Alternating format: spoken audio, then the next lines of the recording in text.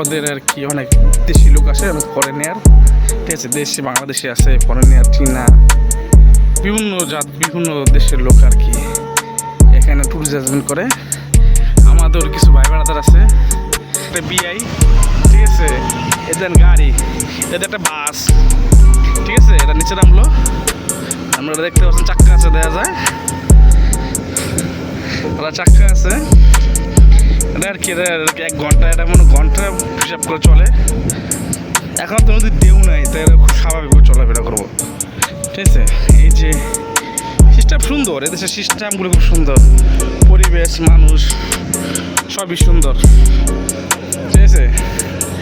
এদেশের অন্য থেকে আমাদের দেশের মধ্যে তো হাউকা মাউমা কিছু নাই, এদেশের পরিবেশটা আমার খুব ভালোই, তাই না, সব হলো বাংলাদেশের বাইরা।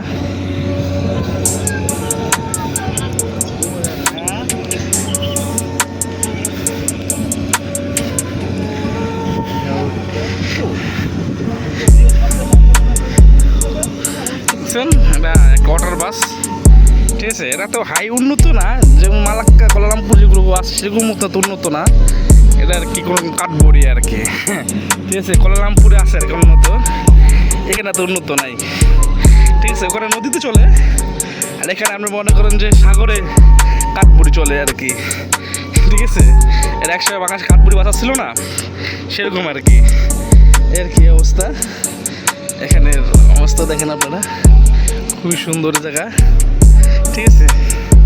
কতদিন আগে আমরা কি ওই জোড়া বিল্ডিং দেখা যায় না, ওখানে গেছিলাম কেলেবাং, ওখান থেকে ঘুরে এখানে আসা আর কি, ঠিক আছে। এই যে ঘোড়া রোদ দিয়ে ভাড়া লেতেছে, মন চাই এখানেই কিনার দায়িত্বে বাইর জায়গা, এরকম মনে হয়, কিনার দায়িত্বে বাইর জায়গা এরকম মনে হইতেছে।